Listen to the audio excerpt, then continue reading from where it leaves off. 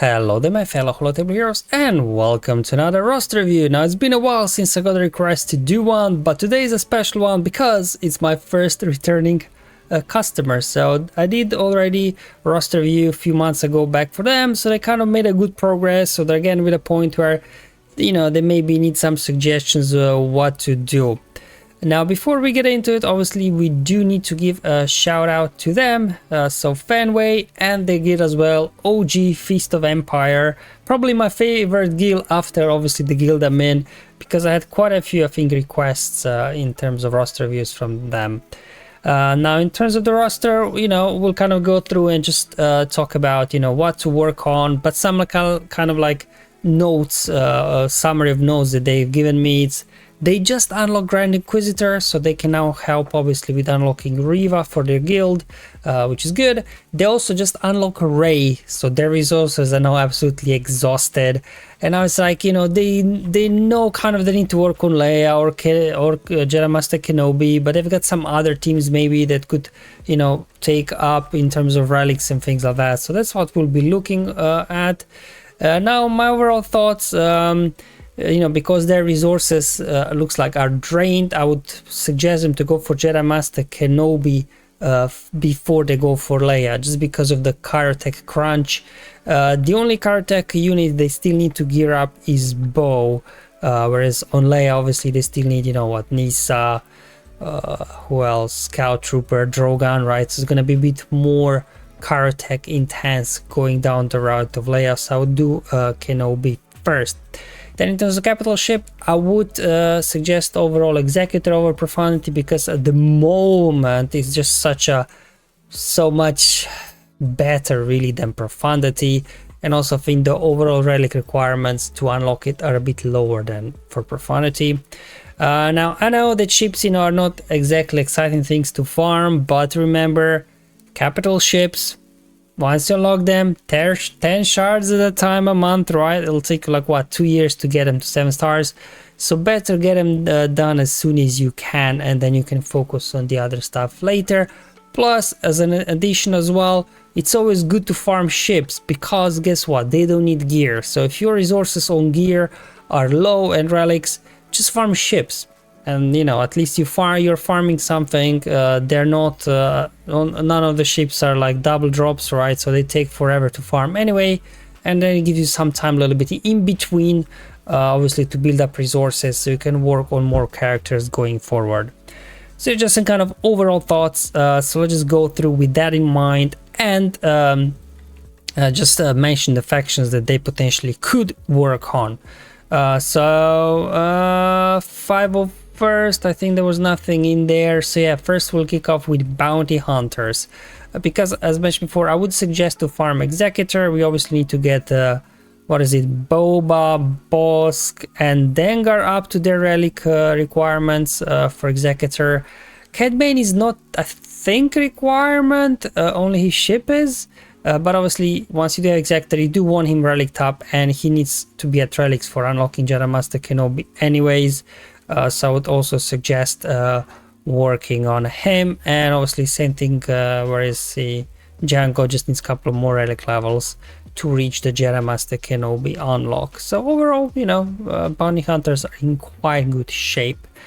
Let's look at the clones up next. So in terms of clones, I don't know how close their guild is to unlocking Zepho, or if they're already there. If then yes, then I would suggest bringing Captain Rex, and Echo and Arc Trooper, so basically all the 501st clones and Captain Rex, to Relic 7, so you can then do the Zepho special mission with them.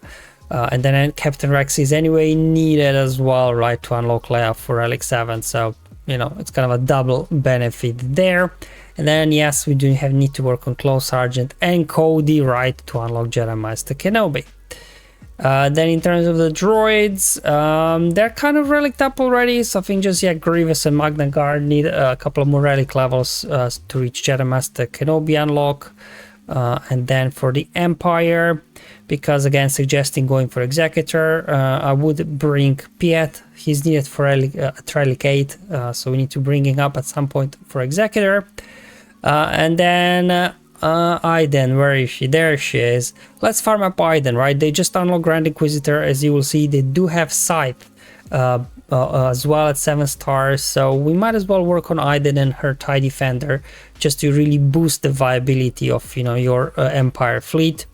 And then obviously further down the line, I would suggest farming up Scout Trooper because she's needed for Leia at 7 stars, obviously. Speaking of Leia and farming, same thing, let's farm up Nisa at some point as well, just that you have her ready at 7 stars whenever you do want to start your Leia journey. And then for the Galactic Republic, quite a few things we could discuss here actually, but most importantly, we need Shaq, Master Yoda, as well as Alia, obviously, to get ready for Jedi Master Kenobi unlock. There are things obviously here. They do have Commander Ahsoka Tano. There she is. They didn't work on her. That's fine. I mean, like, they just unlocked Rey, right? And they don't have Jedi Master Kenobi. She has uses like with Padme or something, but she's not like, I guess, high priority list. But obviously, with Jedi Master Kenobi in sight further down the line, we do want to bring Commander Ahsoka up and running at some point, even if you do bring her sooner rather than later, because she's actually very good under Rey as well, just boosting, you know, the 50% health, 50% defense, 50% offense, and 50% critical damage. So it'll boost your Rey team across the board if you do use there, now that you do have Rey. So just something obviously to bear in mind. Oh, and of course, let's not forget to do have Queen Amidala, Padawan Obi, and Master Qui-Gon. That is one of the teams that, you know, at the higher relic you bring them, the more benefit you get out of them, right? Because these two guys, they have assault battles, and then in territory battles as well. Queen Amidala can basically, at any relic level, she can clear some missions in territory battles. So this is one of those teams that, you know, if they do have some downtime, they could actually look at boosting them up. And then let's look at Mandalorians next. So here, Maul at Relic 5 is okay, I think. But if there are situations where you wish that your Maul would do a little bit more damage, bringing him to Relic 7 could also boost that, help you out. If you're happy with, you know, the damage output he's giving you, that's absolutely fine. Just leave him there at Relic 5. In my small account, I think I have him at Relic 3 and he does the job. And then Night Sisters, they did ask about this, and yeah, Night Sisters are good if you do bring them to Relic 7 or even higher, whatever. Seem like Queen Amidala in territory battles, they just cheese their way through anything, even in territory battles. And obviously they do have their special mission Dathomir in Sector 3, I believe, in territory battles, so you will benefit there by earning get free for your guild if you do bring them up to Relic 7 at some point. Now in terms of rebels, we could talk a lot about here, but I just, you know, talk about more things that are a little bit maybe closer and further down the line. So obviously we do want to farm up Drogon whenever you can. Same thing with Raiders, right? Raiders for Profanity, Drogon for unlocking Leia, just so that you have them again at 7 stars once you are ready to start gearing them up. And then the other guys, now they did ask about the Rebel Fighters, should they like bring their Mon Mothma squad up higher in relics, but I would actually say if you are going down the Rebel Fighter squad, better put a Saw squad together. So you got only Saw at gear 13, so you would need to bring in Saw, Luthen, Cara, Jean, and Captain Rex, right? So those guys, you can get quite easily done special mission. Their special mission on Kashyyyk, I believe. Yeah, in territory battles in Sector 3. So better work on that than Mothma. Mothma is fine at Relic 5, like she won't benefit as a character much. But at least these guys can get other stuff done. And then for GSC purposes, obviously Kalkantarn would be instead of Kara in there. You have him at Relic 7 already, so that's fine. That's in terms of your Rebel Fighter squad. And then for Separatists, just a quick one. They're for the most part in good place. Obviously we just need to bump relics on what a bit, I think, to Relic 7 at some point for Jedi Master Kenobi. Now for the Unaligned Force users, obviously you do have Rey now, so you will definitely want to work on Ben, because he just makes Rey, you know, 50% better, I guess, with that cheese mechanic that they have going on between each other. And sim like Maul, if you feel like Starkiller at Relic 5 is not doing enough damage for you, you could bring him up to Relic 7 again. In my small account, I have him at Relic 3 and still taking down all kinds of Ray squads in a Rhodium, so probably Relic 5 is more than serviceable for you as well. The only thing, maybe if you do have an Omicron to spare, this is a nice one that you get a AoE buff dispel, not just the target. This is very helpful versus Ray, so you dispel critical damage immunity on all the enemies, not just the target. And that's it in terms of character. Pretty straightforward, really. So let's hop over to the ships department. We were a little bit discussed with ships again. They do have Leviathan, which is amazing. So you do, capital ships is something you have to keep planning. Again, they take years, right? Once you unlock them, 10 shards at a time, 10 blueprints at a time to get them up to 7 stars. So I would, start already planning, and I had a look, and I think Executor would be a little bit more optimal way at the moment for them to go down that route. Plus, obviously, Executor is a much better ship than Profanity as of now. And with that said, let's start farming. Where is it at? I can't see it. There you go. Let's start farming up Punishing One SAP, so that once you do get Executor unlocked, Punishing One is going to be in good place as well already. But even in low stars, it's still going to do great work for you in the meantime. And as we alluded already, they do have Scythe now at 7 stars. Obviously, that's Tyson. So there is Scythe at 7 stars. Pilots at Relic 7 for a Riva unlock. So let's just get TIE Defender up and running, because like Punishing One does for Executor, TIE Defender does for your Empire fleet. It just makes them a lot better, a lot more viable, especially in offense. You can more or less counter anything out there with the exception of Leviathan once you do have TIE Defender up and running. And as mentioned before, they don't have a lot of resources at the moment, so it's sometimes you just have, you're totally blocked with resources.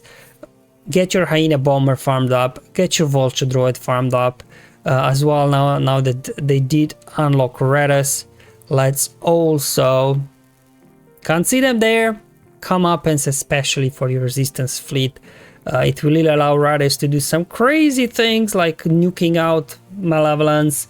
You even have a shot at Profundity if you get lucky, so definitely these guys are gonna be crucial there, and Star Fortress as well.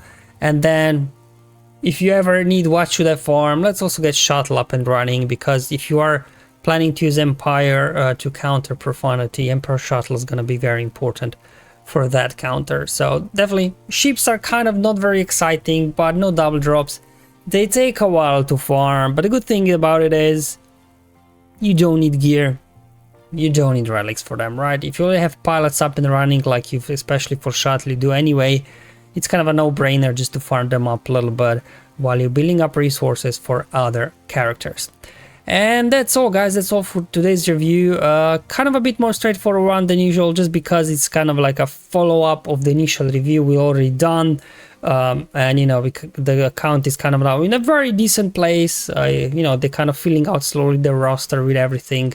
Definitely they're doing a good job at building out the rest of the things that are missing.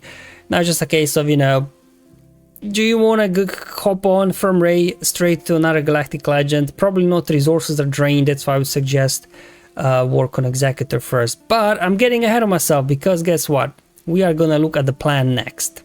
And there it is, the episode 2, I guess we're gonna call it. Again, their resources are being drained from Grand Inquisitor, from Ray, right? So obviously you do want to work on Ray first, but let's take a break from hitting the next GL straight away, just so they can build up Caro Tech and gear and stuff like that, rebuild their stash a bit.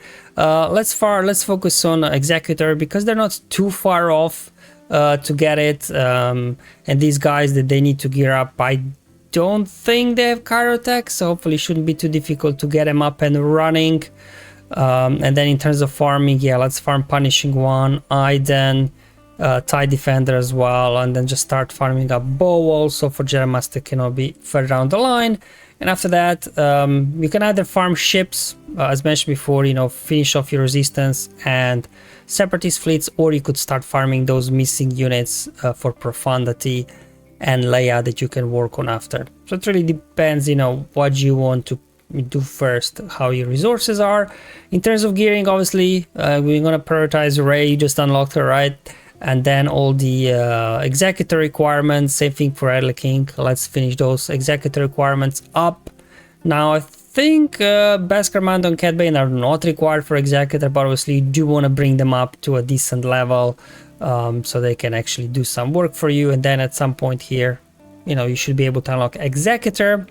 And then maybe you could jump straight into a Kenobi farm, I guess, but they did kind of say they're thinking of filling out some other teams, so maybe this is the time where you kind of, while again building up the stash of gear, you know, for Kenobi, for example, you could relic up your Night Sisters, or you could do, you know, Kenobi requirements first, and then do Night Sisters, Queen Amidala's, you know, as we discussed throughout the video. But this is what I would do: Executor first, then start working slowly on gearing up your Kenobi requirements. While you're doing that, you can relic up your Night Sisters even further, and then while you're relicing up your Kenobi squads, you start gearing up your Leia squads. And after Leia, you can again start, you can hop on profundity slowly towards. So that's what I would suggest. But again, you know, you can take a break if you want from Kenobi and fill out the rest of your teams. We discussed like which ones are worth taking higher up in relics in this video. Alright guys, so that's all for this video. Hopefully it was useful and helpful. It's the first time, obviously, we had part 2, episode 2 of our roster reviews. It's always good to see, you know, the progress they made from the first one up until now. I think they've done pretty well. Thank you for watching. I'll see you in the next one. But until then, have fun, enjoy life, and may the RNG be with you, my friends.